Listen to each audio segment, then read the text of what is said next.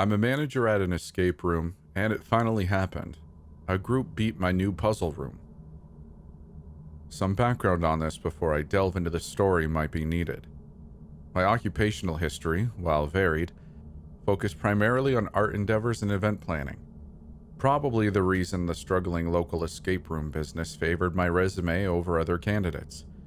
No, I won't give you the name of the business, but rest assured that you've heard of it, or will soon.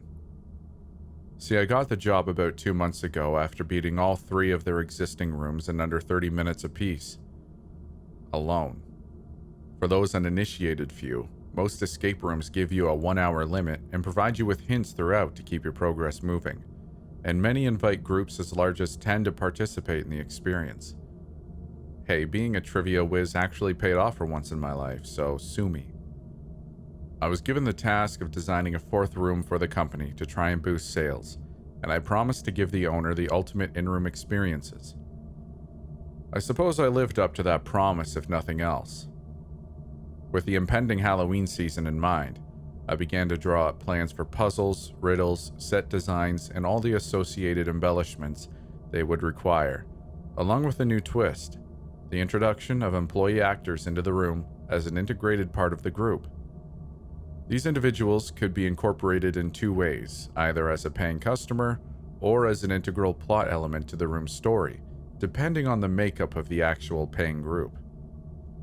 We cleared out the basement of the building for this new addition, and I drafted up plans for 3 distinct variations to be reviewed and ultimately selected by the owner: the Haunted Tomb, Lair of Nosferatu, and Dante's Inferno. She decided to move forward with the Inferno theme, hoping the edgier nature would draw more people during the normally slow fall season. If you aren't familiar, most escape rooms are quite family-friendly, if boring for younger kids, and it was working against this model that we were hoping to draw a new crowd. It worked. After a month of off-hour renovations and new training programs implemented for the existing employees, as well as hiring 2 trained actors and a makeup artist, the new room was ready for business. Now, I'm generally not one to toot my own horn, but the design was slicker than the water off a duck's ass. Crimson colors, black furniture with all the necessary modifications for trapdoors and secret compartments, murals on the walls of nightmarish landscape, even a completely redesigned torture rack that would be manned by one of our new actors. The room looked like it walked right out of Eli Roth's Wet Dreams when we were done with it. The puzzles were nearly unbeatable as well. It opened up at the beginning of August and was immediately booked up solid for the season, as far out as the middle of November. It was covered on the news. We invited all the biggest brains, everyone we knew, to beat the room. The best part? No one could. Inferno went 123-0, remarkably with no complaints about the difficulty. People saw it as a challenge, a true experience. The ambience, the actors, the puzzles. Everyone who stepped foot in that room raved about it, even though it bested every single one. Until today. As of 1:37 p.m. Eastern Standard Time on August 26, 2019, Inferno was the undeniable champion of escape rooms. As of 1:38, the first group escaped. It was an unassuming family of 4 who finally escaped. A father and mother in their mid-50s, just past their prime enough to be sporting wrinkles, but enough of a curiosity to be excited. An older son who had to be verging on 20, who carried with him an air of intellectual superiority reserved for a seasoned escape room pro. And a teenage daughter in the blackest hoodie I'd ever seen, with the eyeliner and attitude to match. I paired them up with Rachel, our best actor, who I knew could really sell her role as a tortured denizens of hell. Rachel took her place in the torture rack before I admitted the group to the room. I watched the group's progress on our monitors from the floor above, knowing that Rachel, once freed, would be providing most of the clues to the participants, just enough to keep them going, but not enough to solve the major puzzles and riddles. They were greeted with a dark room and Rachel's mock screams of anguish. Unfazed, the goth daughter managed to whip through the first 3 easy puzzles and get the key to free Rachel. who took up her accustomed place in the corner, rocking back and forth as if traumatized. Though the audio wasn't great in our system, I knew she would be muttering the answer to the next part under her breath. They were sitting at below average time of 22 minutes when the son managed to open the secret chamber at the back of the room. Even I was impressed. Here's where things started to get odd. The monitors started cutting in and out, obscuring my view of the room for precious seconds at a time. Rachel was up and wandering around like she was lost, going off script for the first time since she was hired, to the best of my knowledge. Between flickers of static, I saw the parents putting their collective knowledge together to gain access to a scorched chest in the newly opened part of the room. Red light poured into the darkened room as its contents were revealed.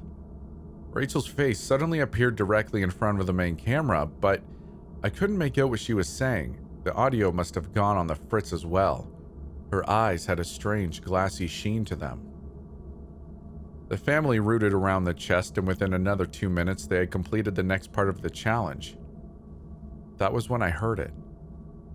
Thuds like the footfalls of a giant creature, coming from the basement and almost loud enough to feel in the center of your chest, like the bass drum at the front row of a rock concert. It was not normal, not part of the experience.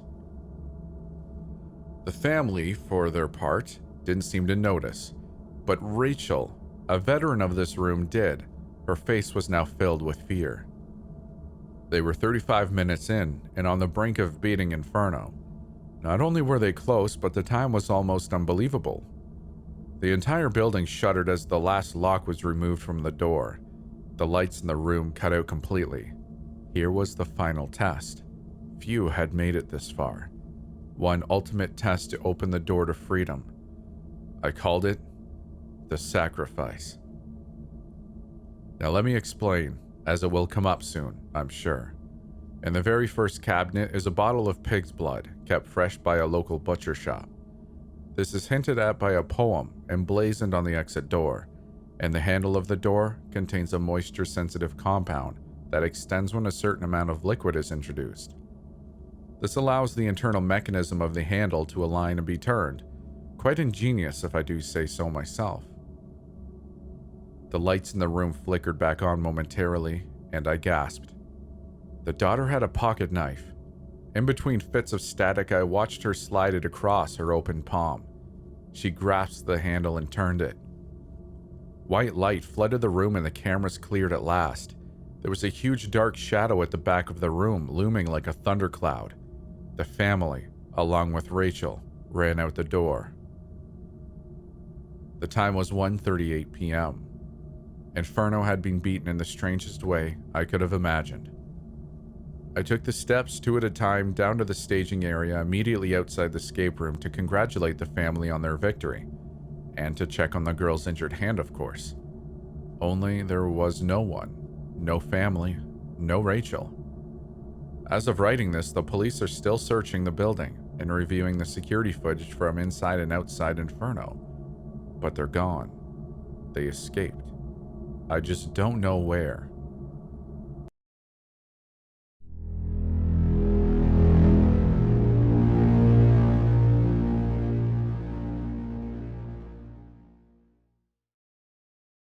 Today marks the 20th anniversary of my father's death, taken away by a single, senseless act.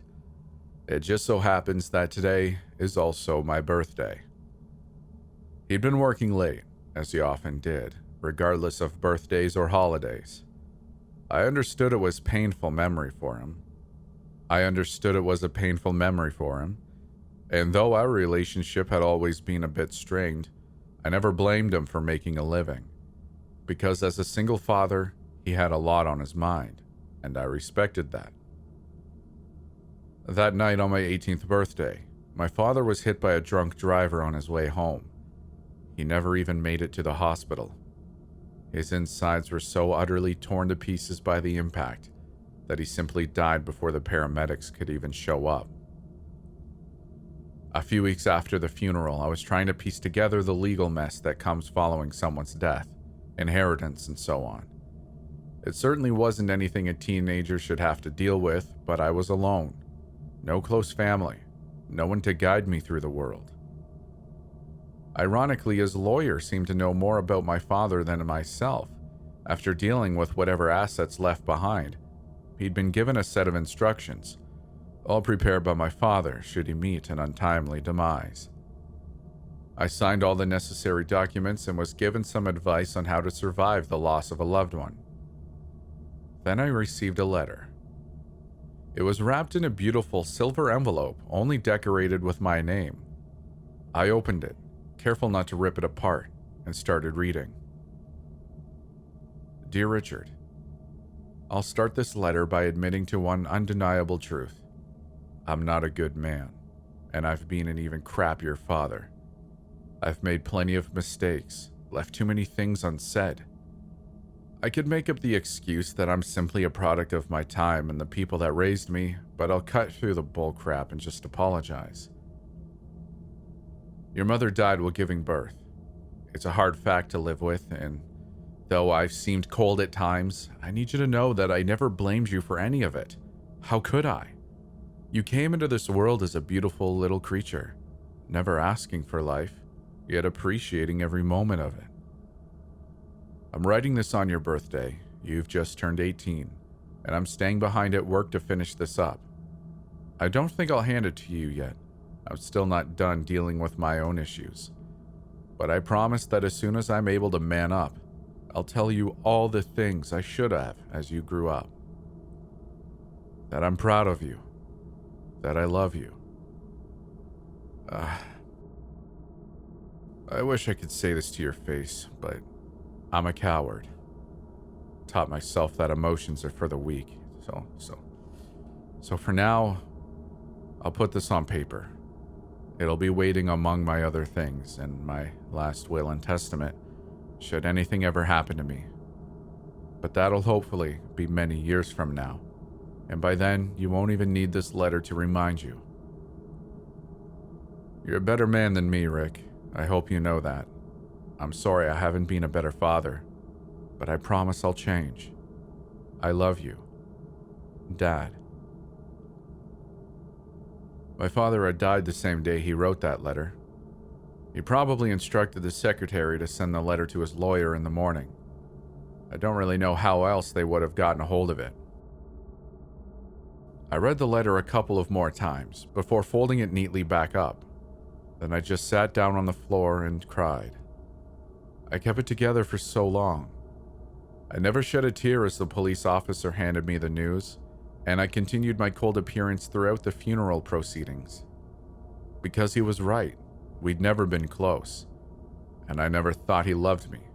But hearing these simple words, though only from a piece of paper, was far more than I could handle.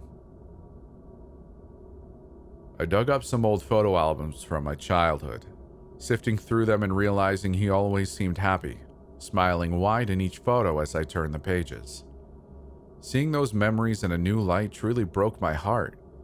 We'd left so much unsaid, but all the emotions were there, shown through the smiles on our faces and the moments we shared. That's what truly mattered. Not the words that could have been said, but the time spent together. And that would have been it. My father had passed and life moved on. I kept the small house for myself. It was already bought and paid for, and I kept on with my studies. Then 1 year later, on my birthday, I received another letter. It was in a beautiful silver envelope just like the last one, encased in a pattern of vines and bizarre-looking symbols, just small enough to remain hidden at first glance. In the center, it simply said my name, written crudely, but not without charm.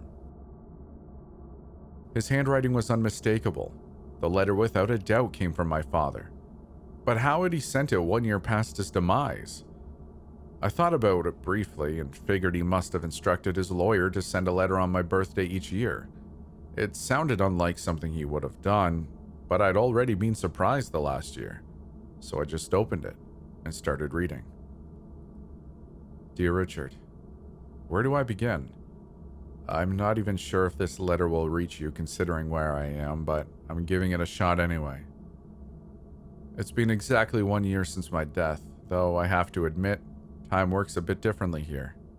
It feels like 100 years have passed since you turned 18, yet I know that for you, only 1 year has gone by.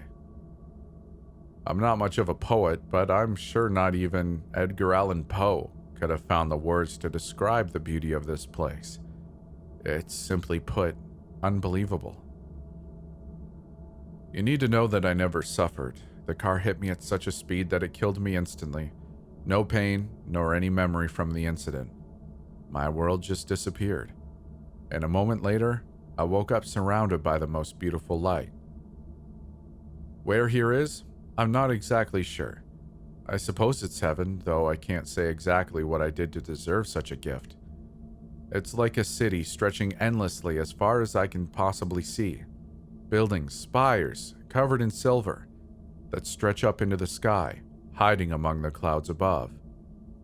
Perfectly constructed, and each magnificent in their own way. There are no horizons here. The world only ends when it's too far away to comprehend, just tiny figures dancing in the distance. But it's beautiful nonetheless, enveloped in colors I never knew existed. It's perfect. We don't feel hunger, thirst, nor tiredness, yet the food is bountiful and always tastes exquisite. I don't need it, but it's a joy to feast nonetheless, never feeling too full, never gaining nor losing weight. There are some things I can't tell you. The guards, or angels, I'm not sure what to call them, but they're telling me I have to follow the rules. Upon asking, they simply scoffed and told me to figure it out on my own. They're certainly not the beautiful creatures I expected them to be, but that doesn't really matter. What matters is I'm looking for your mother, but in an endless city that's easier said than done. There's really no register here, so no one can actually tell me where to find anyone, though I suppose with eternity ahead of me, I'll just have to keep looking. The population is strangely scattered here, and none I spoke to have been here for more than 5 years. I suspect there's some kind of hierarchy in place, or maybe we have to wander further into the city to find our loved ones. It's a lot to take in, and wish I could tell you more, but now I need to go. In any case, I love you, Rick. I wish I had said that while I was still alive, but at the very least, this is better than nothing. Love, Dad. I wasn't sure how to react. Sure, it was his handwriting, but it had to be some kind of joke. I called up his old lawyer and asked if he'd sent the letter on behalf of my father. He denied it, saying his job had ended the moment I signed over my father's remaining assets here on Earth. Next, I turned to the few friends I had, interrogated them about the letter without revealing its content. They acted innocent, which made me feel guilty. They'd been great as long as I've known them. They're always there for me, and without them I couldn't have survived the passing of my father.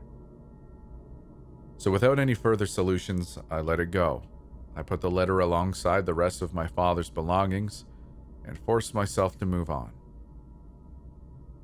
I almost forgot. I truly did. Then the third letter arrived, yet again on my birthday exactly 1 year later. Dear Richard, I found her. After an impossibly long search, I finally found her. Your mother, Helen, the love of my life. I knew she had to be here. She'd always been one of the best people I knew. I guess I should explain. As I said in my last letter, time doesn't flow as you'd expect. At least not here. Despite that, we keep track of it just like we do back on Earth. I suppose it makes it easier to look out for our loved ones. It just feels longer. Your mother, she's not exactly herself. I found her on top of one of the spires. Rick, I've never seen her like this. She looks nothing like the woman I knew and loved before, yet I know it's her. I can feel it in my heart. She's so skinny, emaciated, and on the brink of starvation. I didn't even realize that could happen. I myself haven't eaten in weeks, yet I feel completely fine. She just keeps repeating the same sentences over and over. I don't understand. I tried to be good. What did I do wrong? I tried to convince her to leave with me, but she doesn't even recognize who I am anymore. And I can't simply force her. Believe me, I tried. Up here, it's just impossible to do anything to anyone against their will. I realized that when I tried to write about what I saw on the first day, but found that I couldn't form the words. It's hard to describe, but we have free will here as long as we follow the rules. Anything else is literally impossible. The angels turned their attention to me after I hung around your mother for more than a few days. They told me to leave her alone. I tried to explain, but they wouldn't listen. I had to leave her, Rick. I couldn't stand to see her like that, but I'll keep checking up on her, I promise. Once I tried the few ideas I could think of. Some other people are here for help, but most of them are like myself, new and clueless. The few veterans I've found only tell me to let it be, that I'll get in trouble if I keep messing around. I've got to go now. They're looking at me. I love you, Rick. I hope we don't see each other too soon. Just live a good life. It's far too short. His handwriting seemed rushed towards the end. I must have read the letter a dozen times, trying my best to figure out what was going on. Since I had no means of tracking the letter, I couldn't do much other than listen to my gut. As strange as it might sound, I believed every word I read. I decided I would respond, that I would write to my dad and see what happened. Honestly, I felt kind of stupid as I put the letter down on my doorstep, expecting it to magically vanish during the night. But even the smallest chance of contacting the afterlife was one worth taking. Of course, when I opened the door the following day, it was still there, mushy with smudged ink from a small storm that passed during the night. Defeated, I could do nothing but wait for another year to pass. As my birthday rolled around, I hatched a plan to catch whoever delivered the letters. I camped outside of my garden waiting for the culprit. Hours passed. I waited from the early hours, and as midday arrived, I decided to call it quits and head back inside. There it lay on the other side of my front door, on top of my slippers, a perfect silver envelope with my name written on it. Dear Richard, I've found someone willing to answer my questions. They claim they've kept an eye on me for some time, but that I wasn't ready to see them, hoping I'd one day come around. I'm not exactly sure what they meant by ready, but they say that until I see what this place truly is, I won't understand. Unlike my other companions, these people weren't smiling. They didn't seem healthy, but appeared as sickly, twisted human beings that have long since forgotten who they once were. They gave me a heads up, though. The time only passes as fast as we need it to. That a year can feel like a century, or it can pass by in a week, whatever that means. They mentioned something they simply refer to as the Dome. They say it's in the center of this city, an almost impossible distance away. They offered to take me there once I'm ready, but I can't. I need to stay. I have to take care of your mother. Of course, the Silver City still stands tall and magnificent, but the food has lost its taste. Drinks just feel unnecessary. I've indulged on occasion, trying to recreate the feelings I had when I first arrived here, but to no avail. My only purpose now is to find a way of reconnecting with your mother. I know I can get through to her. I just need to find a way. While I search for answers, I still visit her from time to time, just to sit by her side as she stares off into the distance. Maybe one day I'll get a glimpse of what occupies her mind, and hopefully she knows that she's not alone. I know she's utterly broken, but as long as I'm able to, I'll protect her. I promise you that. Happy birthday, Rick. I'm happy I have the opportunity to stay in touch, even if it's impossible for you to respond. I love you, Dad. That's how my life went on from then. Each year on my birthday, my father sent me a silver letter. Just updates from the afterlife, and as bizarre as it felt, I felt happy to have a connection with my dad, though I had been partially tainted by the image of my sickly mother standing atop a spire. On the 15th anniversary of my father's death, my life had taken a drastic turn for the better. I'd just gotten engaged to the love of my life after 5 years. This all came on top of a promotion at work. All in all, life seemed to be going my way. and my birthday was just around the corner. And as always, I eagerly awaited my silver letter. There it was, lying on the doorstep, except rather a perfectly smooth envelope with vines and symbols engraved onto the surface.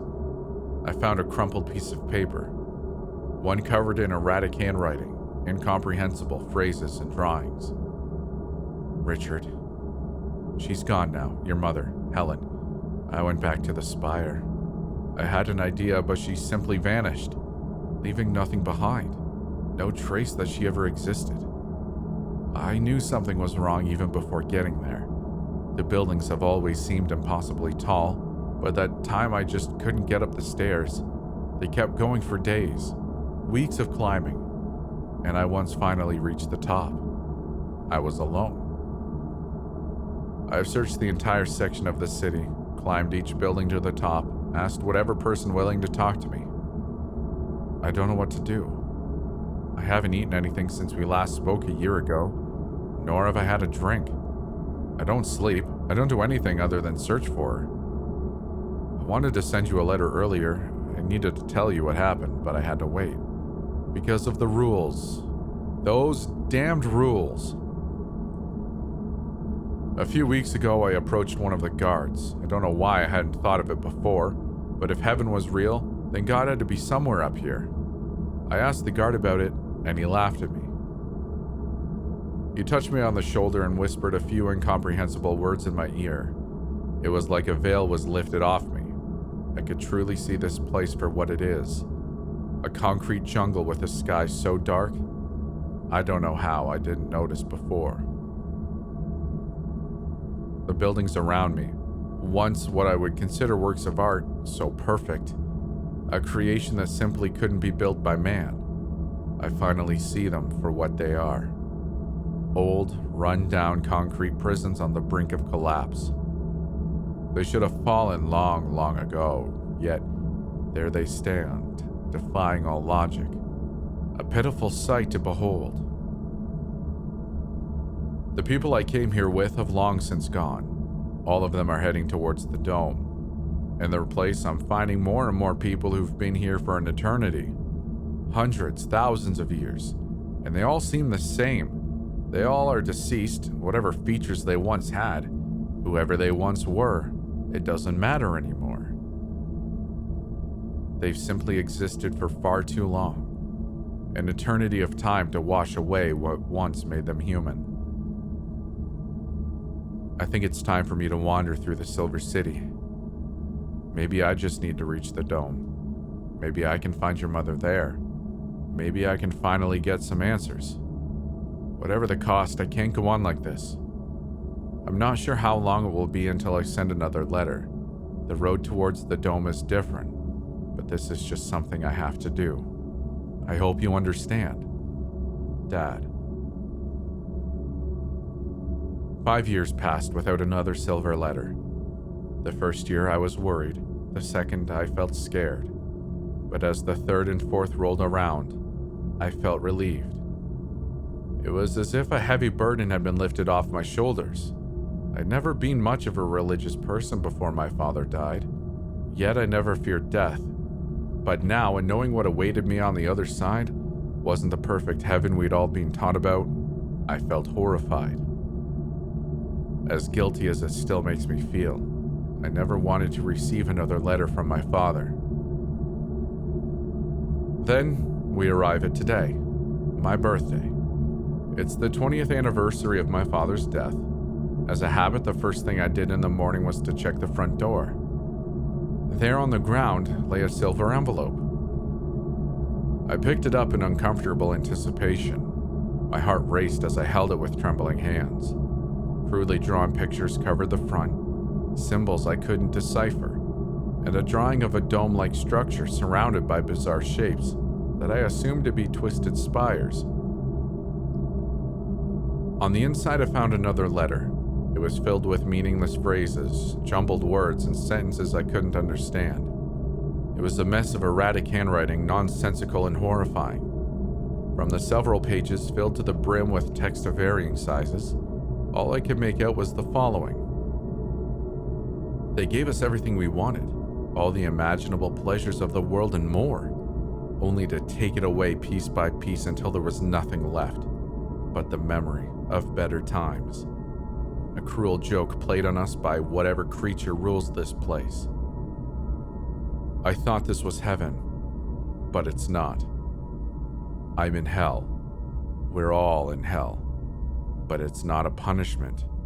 It never was. It's just, all there is death is the beginning of a nightmare that never ends, and there's no way out, no alternative. I'm going to enter the dome now. I don't know what I'll find on the other side, but I feel this will be my last letter I ever send you. Enjoy what you have left in life, Richard, because once it's over, you'll be right here by my side. Thank you for making it this far. I hope you enjoyed the video. I just wanted to quickly let you know about a couple things I have going on. I have an Instagram where I post more personal things about who I am. It isn't just all creepy stuff. You can find me at Stories After Midnight. I also have a Twitter where I mainly retweet and like things I find interesting. The handle for that is in the description, but it is S_A_midnight. I should really find another one because that's hard to say. If you really like what I'm doing, consider joining the Midnighters. That's my growing community where we hang out and have fun and talk about cats. You can find a link to our Discord in the description below. We'd love to see you there. Other than that, it'd make me happier than a cat on a table full of antique glassware if you'd like the video and consider sticking around for more. We'll see you in the next one.